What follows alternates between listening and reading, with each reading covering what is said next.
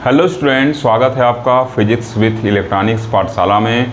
आज के इस लेक्चर में हम लोग क्वांटम मैकेनिक्स यूनिट 3 में एक छोटा सा लेकिन इम्पॉर्टेंट टॉपिक पढ़ेंगे जिसका नाम होगा condition for acceptable wave function sign. मतलब साइन जो वेव फंक्शन है उसका क्या कंडीशन होगा, मतलब उसका कौन सा वैल्यू हम लोग के लिए यूजफुल होगा। जैसे हम लोग श्रोडिंजर इक्वेशन पढ़ रहे हैं तो श्रोडिंजर इक्वेशन में लिखा हूँ, ये क्या है अपने सुविधा के लिए यहाँ पर one dimensional time independent Schrödinger equation लिखा हूँ। कल इसको सॉल्व करा था, ठीक। तो इसमें जब इसको सॉल्व किया जाएगा तो क्या होगा, साइन एक्स का कुछ वैल्यू मिलेगा। सेकंड ऑर्डर डिफरेंशियल इक्वेशन है तो साइन एक्स का कुछ वैल्यू देगा। तो साइन एक्स का कौन सा वैल्यू हम लोग के लिए यूजफुल होगा, कौन सा एक्सेप्टेबल होगा, उस चीज़ को हम लोग को आज के इस वीडियो में पढ़ना है, ठीक। और साथ ही साथ आपसे थोड़ा सा रिक्वेस्ट है, कुछ मैं टॉपिक पढ़ा रहा हूँ उसको भी आप पढ़ लीजिएगा ताकि आने वाले लेक्चर में आपको जो मैं पढ़ाऊँ उसको समझने में आपको सुविधा हो, किसी तरीके का डाउट ना हो। क्लियर। मैं उस टॉपिक पे वीडियो बनाना चाह रहा था लेकिन 2-3 लेक्चर लग जाएंगे तो उसका कोई फ़ायदा नहीं है। आप ऑलरेडी पढ़ चुके हैं, इस वजह से मैं उसको यहाँ छोड़ रहा हूँ, ठीक। जब सिलेबस ख़त्म हो जाएगा तो मैं उसको जब सिलेबस ख़त्म हो जाएगा तो मैं उस पर वीडियो बना दूंगा फिर, ठीक। ये टॉपिक आप 4 से में पढ़े हुए हैं, इस वजह से मैं आपसे कह रहा हूँ कि उसको आप रिवाइज कर लीजिएगा। नहीं पढ़े रहते तो मैं पढ़ाता यहाँ पे, चाहे सिलेबस में रहता चाहे नहीं रहता, ठीक। तो देखिए कौन कौन से टॉपिक हैं। पहला टॉपिक क्या आपको पढ़ना है, वेव फंक्शन पढ़ना है, फंक्शनल फॉर्म पढ़ना है। ये सब 4th सेमेस्टर मॉडर्न फिजिक्स का मैं बता रहा हूँ, जो आप ऑलरेडी पढ़े हैं उसको पढ़ना नहीं तो इसका ही आपको रिवाइज करना है क्योंकि ऑलरेडी पढ़ चुके हैं, ठीक। फिर नॉर्मलाइजेशन ऑफ वेव फंक्शन पढ़ना है। फिर orthogonal and orthonormal wave function पढ़ना, मतलब ऑर्थोनॉर्मलिटी कंडीशन, ऑर्थोगोनलिटी कंडीशन, ये सब मानिए पढ़ना है, ठीक। और फिर probabilistic interpretation of function wave function based on max boron rule, उसको आपको पढ़ना है। प्लीज़ आप इसे पढ़ लीजिएगा। अगर आप साथ देंगे मेरा तो सिलेबस टाइमली ख़त्म भी हो जाएगा, ठीक। आज के बाद 2 लेक्चर लगेगा। ये क्वांटम मैकेनिक्स का 3rd चैप्टर हम लोग फिनिश कर लेंगे और उसके बाद लास्ट चैप्टर पे हम लोग जंप कर जाएंगे क्वांटम मैकेनिक्स के, ठीक। और क्लासिकल मैकेनिक्स में भी आप देख रहे होंगे हम लोग 4थे चैप्टर पर जाने वाले हैं। बस 1 लेक्चर की और दूरी है 3रे से 4थे चैप्टर में, मतलब बस 1 लेक्चर और हम लोग को लगेगा। क्लियर है चीज़। अब देखिए ये वेव फंक्शन आप पढ़ चुके हैं, इसको थोड़ा सा मैं डिफाइन करूंगा।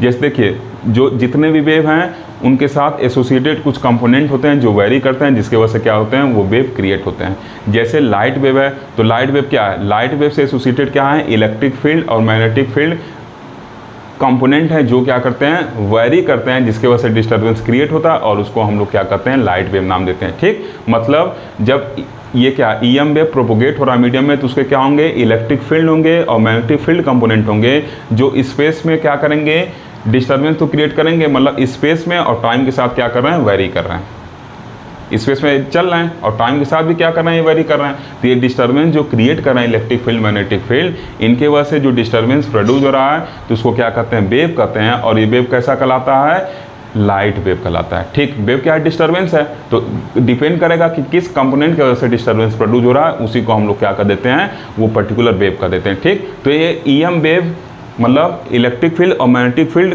कंपोनेंट की वजह से क्या कर रहा था, मीडियम में डिस्टर्बेंस क्रिएट हो रहा है, इस वजह से लाइट वेव को हम लोग इस वजह से इस डिस्टर्बेंस को लाइट वेव नाम दे दिए। क्लियर। ऐसे ही अगर आप क्या करें, कोई पत्थर लेके छोटा सा या कंकड़ लेके क्या करें, अगर पॉन्ड में फेंके तो क्या होगा, जो वाटर लेयर है उसमें क्या होगा, आपको डिस्टर्बेंस क्रिएट होगा, डिस्टर्बेंस क्रिएट होता दिखेगा। मतलब वाटर सरफेस पे क्या होगा, डिस्टर्बेंस क्रिएट होगा और क्या होगा, वाटर सरफेस भी ऐसे अप डाउन क्या करने लगेगी, मोशन में आ जाएगी, मतलब स्पेस में भी वेरी करेगी और टाइम के साथ भी वेरी करेगी। इसका मतलब वाटर सरफेस पे जो डिस्टर्बेंस क्रिएट हुआ है तो उससे एसोसिएटेड हम लोग क्या कर देते हैं कि ये जो वेव है ये वाटर वेव है, ठीक। Wave is nothing but disturbance created in the medium. Clear.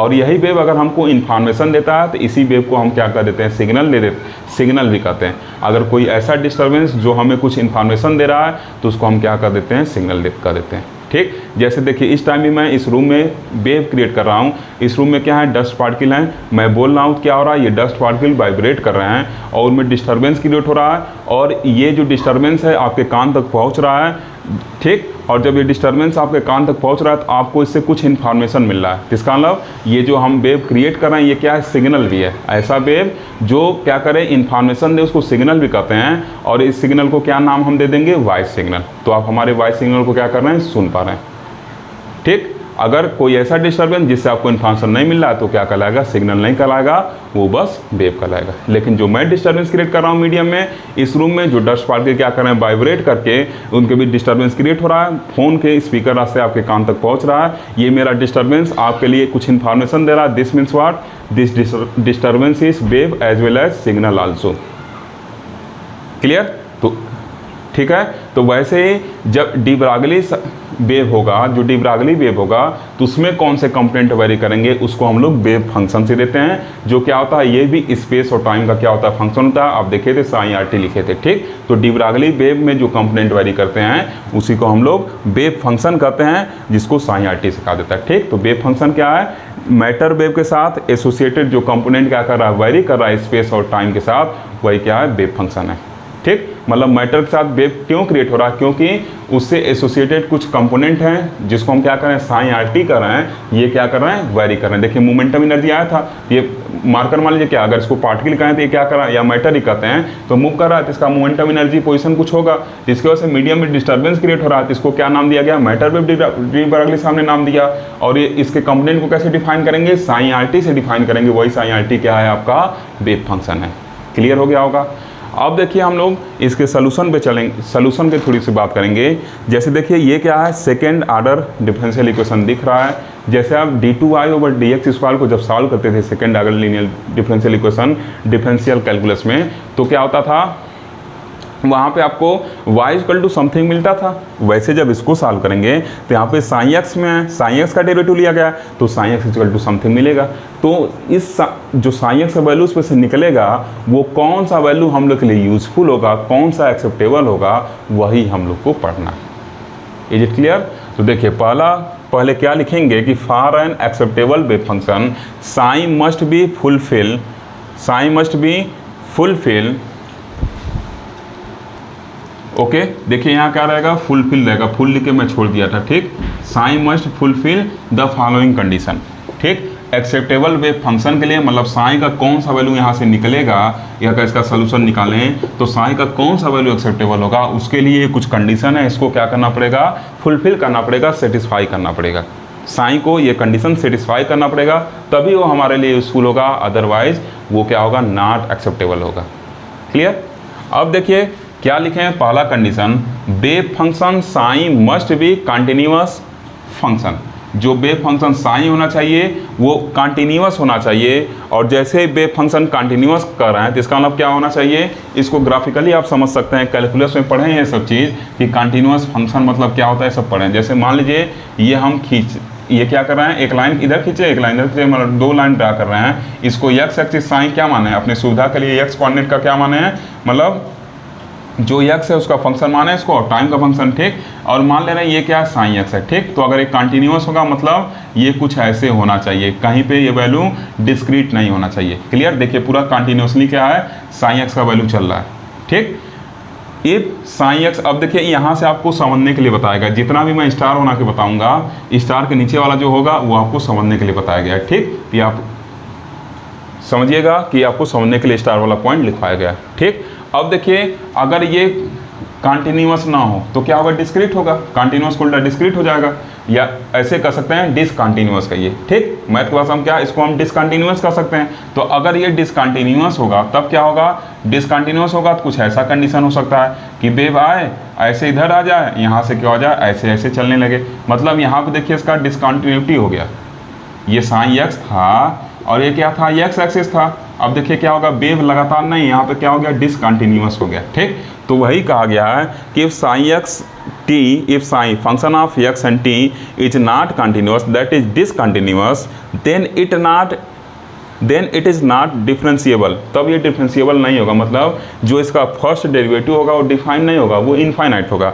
That is it's derivative is not defined, मतलब अगर फंक्शन ये क्या है, मैथ में आप पढ़े हैं इसको, अगर ये क्या कंटिन्यूअस है तो इसका फर्स्ट डेरिवेटिव क्या होना चाहिए, फाइनाइट होना चाहिए। लेकिन अगर हम कह रहे हैं कि साइन एक्स कंटिन्यूअस नहीं मतलब डिसकंटिन्यूअस है, तो क्या होगा, ये क्या लिखा है, कंडीशन लिखा है कि साइन कंटिन्यूअस होना चाहिए, मस्ट बी कंटिन्यूअस। देखिए दो बार लिख दिए हैं, मस्ट बी कंटिन्यूअस फंक्शन, ठीक। ये कंडीशन अगर ऐसा नहीं होगा तब वो हम लोग पढ़ रहे हैं तो उस कंडीशन में क्या होगा, ये आप ऐसे कर सकते हैं कि ऐसा क्यों होना चाहिए, वो हम लोग अब पढ़ने चल रहे हैं, ठीक। तो देखिए अगर साइन एक्स क्या हो, कंटिन्यूस ना हो, डिसकंटिन्यूस हो, मतलब ऐसे हो, तब क्या होगा, जो इसका डिफरेंशिएबल होगा वो क्या होगा, डिफाइन नहीं होगा। मतलब इसका जो साइन का डी एक्स के साथ जो डिफरेंशिएशन होगा वो क्या होगा, डिफाइन नहीं होगा। इसका मतलब ये डिफाइन नहीं, मतलब कुछ इनफाइनाइट वैल्यू मिलेगा हमको, तभी तो हम कह रहे हैं कि डिफाइन नहीं है। इसका मतलब क्या होगा, ये आपका इनफाइनाइट वैल्यू मिलेगा। अब एग्जांपल से इसको समझते हैं कि अगर साइन इनफाइनाइट हम माने तो क्या हो सकता है। देखिए मैंने क्या माना, साइन एक्स को मान लिया डिसकंटिन्यूअस, साइन एक्स को क्या मान लिया कि डिसकंटिन्यूअस, मतलब इस इक्वेशन को मैं सॉल्व किया तो यहाँ से साइन एक्स मेरे को डिसकंटिन्यूअस मिला, ऐसा मैं मान रहा हूँ। तो डिसकंटिन्यूअस मानने का नतीजा क्या होगा, वो देखिए अगर डिसकंटिन्यूअस हो गया, ठीक। अब कोई कह दे ठीक है, जो आप सोल्यूशन निकाले हैं वो वेव फंक्शन है। अब वेव फंक्शन क्या करेगा, पार्टिकल के बारे में हर एक इन्फॉर्मेशन बताएगा, क्योंकि यही तो वेरी कर रहा है तो हमको मैटर वेव मिल रहा है, यही कंपोनेंट वेव फंक्शन ही वेरी कर रहा है तो हमको मैटर वेव मिल रहा है ना। तो ये पार्टिकल के बारे में हर एक इन्फॉर्मेशन बताएगा। इसमें आप देखे थे मोमेंटम, पोजीशन, एनर्जी, टाइम सबका उसमें था, इसका वैल्यू आया था। तो इसका मतलब क्या है, अगर कोई कह दे ठीक है आप वेव फंक्शन निकालें, कह रहे हैं डिसकंटिन्यूअस है, तो थोड़ा सा हमको मोमेंटम निकाल के दिखा दीजिए पार्टिकल का, थोड़ा सा पार्टिकल का मोमेंटम निकाल के दिखा दीजिए, कोई कह सकता है। तो आपको क्या करना पड़ेगा, मोमेंटम ऑपरेटर यूज़ करना पड़ेगा, सब पढ़ा चुके हैं। तो क्या करना पड़ेगा, इस फंक्शन के साथ ये मोमेंटम ऑपरेटर चिपकाना पड़ेगा। तो जब मोमेंटम ऑपरेटर चिपकाएंगे तो देखिए मोमेंटम ऑपरेटर का वैल्यू क्या होगा, minus iota H cut curly x over curly x, और उसके साथ ये चिपक गया। तो जब ये क्या है आपका डिसकंटिन्यूअस हम एज्यूम कर लिए हैं, इसको डिसकंटिन्यूअस मान लिया, तो इसका मतलब क्या होगा, जो इसका डेरिवेटिव होगा इनफाइनाइट होगा। इसका मतलब ये क्या हो गया, इनफाइनाइट हो गया। अब देखिए साइन को डिसकंटिन्यूअस मानने का नतीजा क्या होगा, पार्टिकल का मोमेंटम ही इनफाइनाइट आ जा रहा है, जो पॉसिबल नहीं है किसी फिजिकल सिस्टम के लिए। अगर हम बात करें तो मोमेंटम इनफाइनाइट नहीं हो सकता। देखिए वही लिखे हैं कि दस इफ़ वी एज्यूम दैट, 10 इसके नीचे यहाँ लिखे हैं, ठीक। अगर आप नोट करना चाहें तो ये सब चीज़ काफ़ी नोट कर लीजिएगा, अदरवाइज मेन पॉइंट तो हम लोग का ये है, ठीक। 10 if we assume that the sin xt is not continuous, then its first derivative becomes infinite and hence momentum becomes infinite, and we know that for any physical system momentum cannot be infinite। हम लोग क्या पढ़ें कि particle का जो relativistic physics में आप पढ़े होंगे ना, मॉडर्न फिजिक्स में, कि जो पार्टिकल का वेलोसिटी है क्या है, मैक्सिमम लाइट की स्पीड के बराबर हो सकता है। तो लाइट का स्पीड तो इनफाइनाइट होता नहीं है, तो कैसे हम कह सकते हैं मोमेंटम इनफाइनाइट हो जाएगा, क्योंकि मोमेंटम क्या है, मास इंटू वेलोसिटी है। तो कैसे वेलोसिटी जब इनफाइनाइट हो नहीं सकता, तो मोमेंटम कैसे इनफाइनाइट होगा, नहीं हो सकता। इसका मतलब फिजिकल सिस्टम के लिए इनफाइनाइट पॉसिबल नहीं है। Hence sign x t must be continuous. अतः जो हम माने थे वो गलत था, साइन एक्स टी को क्या होना पड़ेगा, कंटिन्यूस होना पड़ेगा। इसका मतलब क्या है कि एक्सेप्टेबल वेव का कंडीशन क्या है कि साइन एक्स टी जब कंटिन्यूस होगा तो हमारे लिए यूजफुल होगा। क्लियर, पहला कंडीशन देखिए, अब आगे और अगले कंडीशन को देखेंगे, ठीक। ओके स्टूडेंट, देखिए अब अगला जो कंडीशन है वो क्या है, तो कह रहा है कि first derivative of wave function sign must be continuous. ये कह रहा है कि जो साइन का फर्स्ट डेरिवेटिव है वो भी कंटिन्यूस होना चाहिए। मतलब इसके पहले हम लोग क्या देखे थे कि वेव फंक्शन साइन तो कंटिन्यूस था ही, अब दूसरा कंडीशन क्या लगाया जा रहा है कि जो ये वेव फंक्शन साइन है इसका फर्स्ट डेरिवेटिव भी कंटिन्यूस होना चाहिए, ठीक। क्लियर है, आगे लिख सकते हैं that is curly psi over curly x must be continuous, must be continuous, मतलब ये कंटिन्यूस होना चाहिए आपका। क्लियर, तो अब देखिए अगर हम ये स्टार बनाए तो अब देखें ऐसा नहीं होगा तब क्या होगा।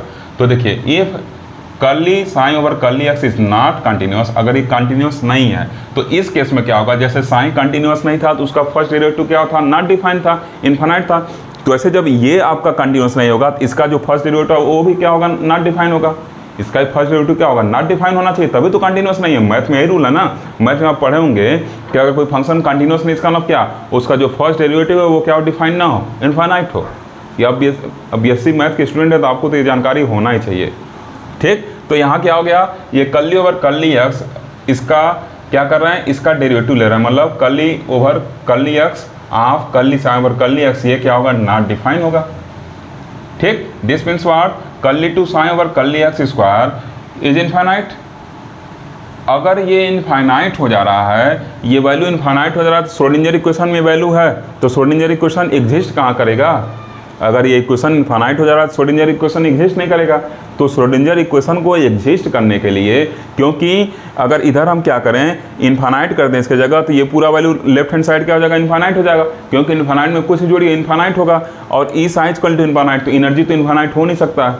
ई साइज इक्वल टू इनफाइनाइट क्या बताएगा कि एनर्जी आपका इनफाइनाइट हो गया। इसका मतलब क्या, एनर्जी कभी इनफाइनाइट हो नहीं सकता है, तो वो हमको अलाउ करेगा नहीं। इसका मतलब क्या है, श्रोडिंगर इक्वेशन को के एग्जिस्टेंस के लिए ये जो वैल्यू होगा ये क्या होना चाहिए, फाइनाइट होना चाहिए। और फाइनाइट तभी होगा जब curly Sai over curly x क्या होगा, आपका कंटिन्यूअस होगा। ठीक, तो लिखें but for existence of Schrodinger equation ये वैल्यू क्या होना चाहिए, आपका फाइनाइट होना चाहिए। Hence curly Sai over curly x can not be discontinuous. अतः ये डिसकंटिन्यूअस नहीं हो सकता। अगर डिसकंटिन्यूअस होगा तो ये वैल्यू इनफाइनाइट होगा। तो यहाँ से देखिए इनफाइनाइट माइनस इनफाइनाइट ले लेते हैं, V psi equal to E psi, तो ई इक्वल टू क्या है, माइनस इनफाइनाइट। ऐसे आ रहा है ना, इसमें जोड़ेंगे तो इसका मतलब क्या है, ये वैल्यू ऐसा तो इनफाइनाइट एनर्जी का वैल्यू हो नहीं सकता है। तो इसका मतलब क्या है, ये हम लोग गलत चलना है। क्यों गलत चले, क्योंकि अपने मन से हम इसको डिसकंटिन्यूअस मानने लगे थे, मतलब कर्ली साहब और कर्ली इसको डिसकंटिन्यूअस मानने लगे थे, जिससे डेरिवेटिव क्या आ रहा था, इनफाइनाइट आ रहा था, क्योंकि सिस्टम की एनर्जी तो इनफाइनाइट हो नहीं सकती है। क्लियर।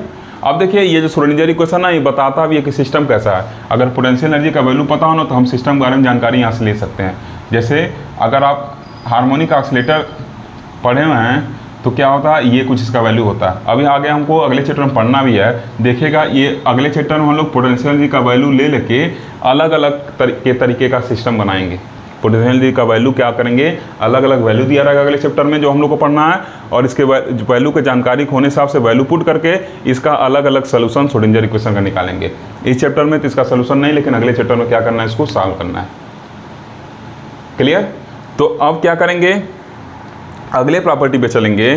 ठीक, यहाँ में क्या होता है, जो पोटेंशियल एनर्जी है यही क्या बताएगा कैसा सिस्टम है। अगला चैप्टर जब आएगा देखिएगा चीज़। ठीक, तब तक थोड़ा वेट करिए। ओके, बस जल्दी आने वाला है। अब देखिए यहाँ पे अगला कंडीशन क्या है कि wave function psi x t must be single valued everywhere, that is for any value of x and T. जैसे मान लीजिए साइन क्या है, ये एक साइन मान रहे हैं, इसको क्या मान रहे हैं, एक्स मान रहे हैं। ठीक, तो ये तो साइन कंटिन्यूअस होगा, तो कंटिन्यूअस होगा तो वेव कुछ ऐसे होगा, तो ये कंटिन्यूअस है। अब हर एक जगह जो होना चाहिए, मतलब x और t के हर एक वैल्यू के लिए, मतलब किसी भी टाइम पर, और x के किसी भी वैल्यू के लिए ये क्या होना चाहिए, इसका जो वेव फंक्शन है वो क्या होना चाहिए, सिंगल वैल्यूड होना चाहिए। ठीक, क्या होना चाहिए, सिंगल वैल्यूड होना चाहिए। और देखिए इसका वेव फंक्शन का फिजिकल इंटरप्रिटेशन आप पढ़े होंगे, जो क्या होता है, प्रोबेबिलिटी बताता है, जो क्या होता है integration psi star psi d x, या ऐसे आप पढ़े होंगे, अगर 3D में पढ़े होंगे तो क्या होता है, ये आप पढ़ चुके हैं, इस वक्त मैं नहीं इसको करा रहा हूँ। डी टाउ, ये स्पेस के पूरे स्पेस की बात कर रहे हैं। ठीक, तो ये क्या होता है, प्रोबेबिलिटी बताता है। तो प्रोबेबिलिटी क्या है, किसी एक पॉइंट पर पार्टिकल के पाए जाने की संभावना क्या होगी, फिक्स होगी। ऐसा नहीं ना कि उसी पॉइंट पर पार्टिकल के पाए जाने की संभावना क्या हो, अलग अलग हो, टाइम के साथ वो वेरी करेगा। जैसे पार्टिकल की क्या, ये प्रोबेबिलिटी बता रहा है, ये जो साइन है इसका जब फिजिकल सिग्निफिकेंस बढ़ेंगे तो ये वैल्यू क्या होता है, प्रोबेबिलिटी बताता है। ठीक, इसी को हम लोग क्या कहते हैं, मॉड साइन स्क्वायर करके भी आप इसको पढ़ेंगे। ठीक, तो वही लिखा गया, समझने की कोशिश करिएगा कि wave function psi x t must be single valued everywhere, हर एक जगह यहाँ पे क्या होना चाहिए, सिंगल वैल्यूड होना चाहिए।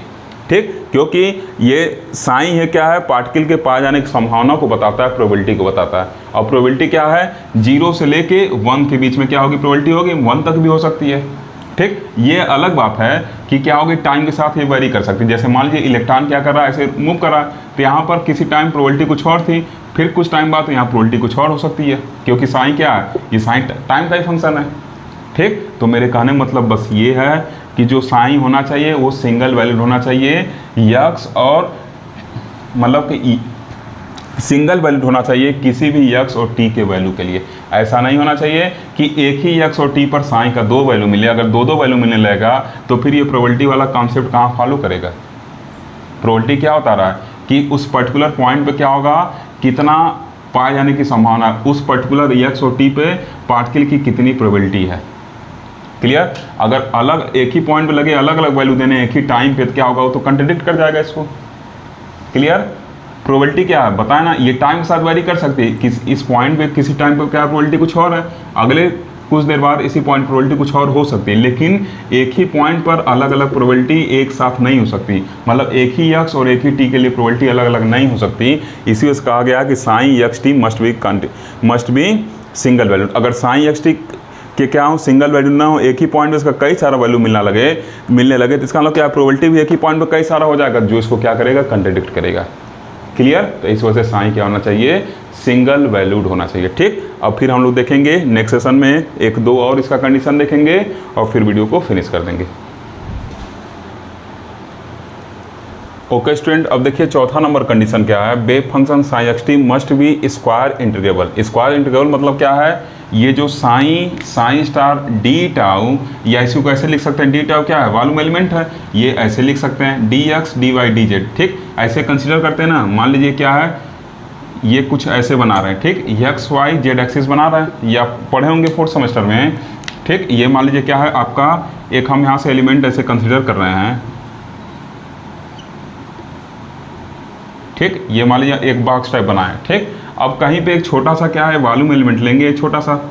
ठीक, इसी का क्या है d x d y d z है, इसी का प्रोबेबिलिटी फाइंड आउट करेंगे और उसी को पूरा इंटीग्रेट कर देंगे लिमिट लगा के, क्या होगा, प्रोबेबिलिटी ऑफ फाइंडिंग पार्टिकल इस बॉक्स में निकल जाएगा।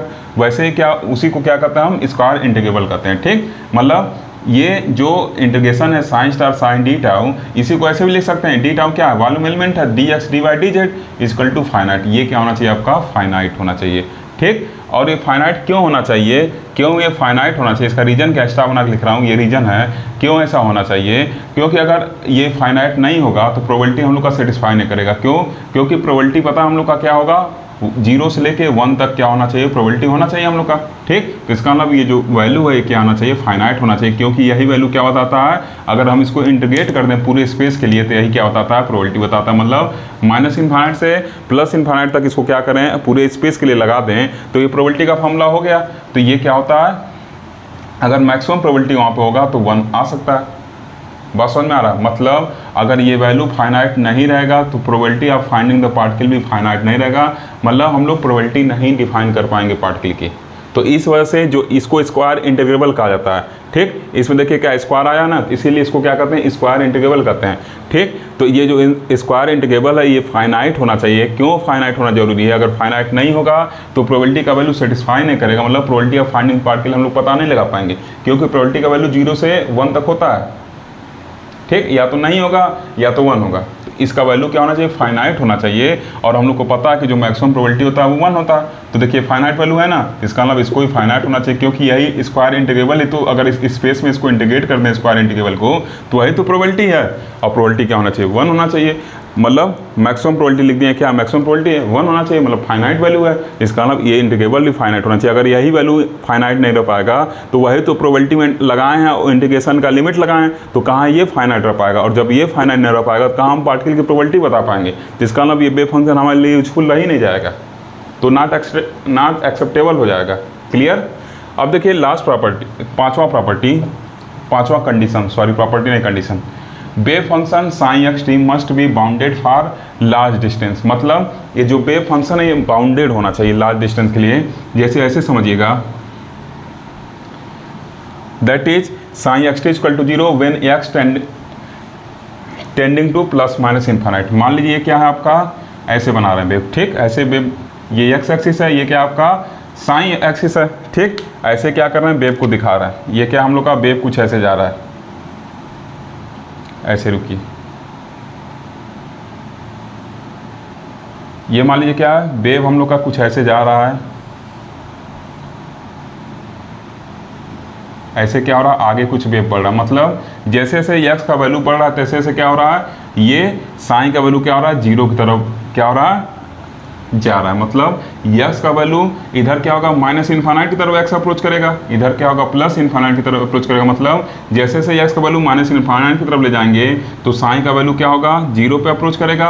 और जैसे जैसे प्लस इन्फाइनाइट पर ले जाएंगे उधर भी साइन का वैल्यू क्या कर रहा है, 0 पे अप्रोच करता है। एकदम 0 नहीं, 0 कैसे, ऊपर थोड़ा सा ला कैसे इसको दिखाया जाता है। ठीक, तो ये क्या है आपका, ये जो कंडीशन किसका है, ये बाउंडेड का कंडीशन, इसको क्या कहते हैं, बाउंडेड कंडीशन कहते हैं। ठीक, क्योंकि देखिए एक बाउंड्री लगा दी है। क्या बाउंड्री हम लोग लगा दी है कि x equal to plus minus infinite पे जो इसका वैल्यू क्या होता है, 0 के करीब होता है, उसको ऐसे आप शो कर सकते हैं। ठीक, कि x इक्वल टू 0 पे देखिए पाए जाने की संभावना देखिए क्या है, यहाँ बढ़ा के दिखाएं, बस समझने के लिए ग्राफ बनाए हैं कि इधर देखिए क्या है, संभावना ज़्यादा है क्योंकि वेव फंक्शन क्या बड़ा है, लेकिन जैसे जैसे x का वैल्यू बढ़ते गया है निगेटिव और पॉजिटिव दोनों साइड में, मतलब जैसे जैसे इन्फाइनाइट जा रहा है तो जो पार्टिकल वेव फंक्शन है वो क्या हो रहा है, 0 की तरफ चला जा रहा है। Clear, this is the condition for acceptable wave function, मतलब wave function psi x t must be bounded for large distance. ये देखिए एक बाउंड्री हो गया ना, इस बाउंड्री के बीच क्या होगा, साइन एक्स टी क्या होगा, डिफाइन होगा, इसलिए इसको बाउंडेड वाला कंडीशन कहते हैं। ठीक, अब देखिए छठा condition, eight infinite potential sign x t must B 0, मतलब जब वी एक्स वैल्यू इनफाइनाइट में जाएगा तो साइन एक्स टी क्या होना चाहिए, 0 होना चाहिए। ये कंडीशन मैं यहाँ पे अभी एक्सप्लेन नहीं कर रहा हूँ, जब अगला चैप्टर पढ़ाऊँगा तो उसमें ये कंडीशन क्या करूँगा, एक्सप्लेन कर दूँगा। ठीक, इसके लिए एक अलग से वीडियो बनाना पड़ेगा, तो अगले चैप्टर में सब हमको यूज करना है तो वहीं पे इसको बता दूंगा, कि वहीं आपको बता दूंगा कि देखिए छठा कंडीशन मैं लिखवाया था, तो आप वहाँ से समझ जाएंगे। ठीक, तो इसको मैं वहाँ एक्सप्लेन करूँगा कि अगर भी इनफाइनाइट है तो साइन एक्स टी क्यों 0 होना चाहिए। क्लियर, क्योंकि इसके लिए पूरा इक्वेशन लिख के एक सिस्टम लेके पूरा डिफाइन करना पड़ेगा, कम से कम 1 घंटे का इस पर वीडियो बनेगा इसको एक्सप्लेन करने के लिए। तो जो टॉपिक है मैं वहाँ पढ़ाऊँगा तो उसी में कंडीशन आपको बता दूँगा, आपको समझ में आ जाएगा। ठीक, अगले चैप्टर में ये कंडीशन हम लोग जब अप्लाई करेंगे सब, तो क्या करेंगे, ये सब कंडीशन याद रहना चाहिए, अगले चैप्टर में हम लोग अप्लाई करेंगे। ठीक, और जब अगले चैप्टर में ये कंडीशन हम लोग अप्लाई करेंगे तो आप वहाँ देखिएगा कि कैसे वी एक्स इन्फाइनाइट होने पर ये साइन एक्स टी क्या होता है, 0 की तरफ जाता है। ठीक, तो वहाँ पे ये कंडीशन आपको अच्छे से समझ में आ जाएगा। इस पर मैं अभी स्टार बना दे रहा हूँ, क्यों, क्योंकि इसको एक्सप्लेन नहीं किया हूँ, इसको नेक्स्ट चैप्टर में एक्सप्लेन कर दूंगा जब ये कंडीशन आएगा तो। ठीक, अलग से वीडियो बनाना इस पर मुझे उचित नहीं लग रहा, क्योंकि ऑलरेडी हम लोग को इसको पढ़ना है अगले चैप्टर में, तो वहीं एक्सप्लेन कर दूंगा। ठीक, अगर आपको वीडियो अच्छा लगे तो ज़रूर लाइक करिए। इस तरीके से हम लोग एक्सेप्टेबल कंडीशन ख़त्म कर लिए। अब 2 लेक्चर और फिर उसके बाद हम लोग क्या करेंगे, अपना 4th चैप्टर और लास्ट चैप्टर क्वांटम मैकेनिक्स का स्टार्ट कर देंगे। ठीक, वीडियो को ज़्यादा से ज़्यादा शेयर भी करिए तथा अपना वैल्यूएबल फीडबैक भी देते रहिए। Thank you for watching.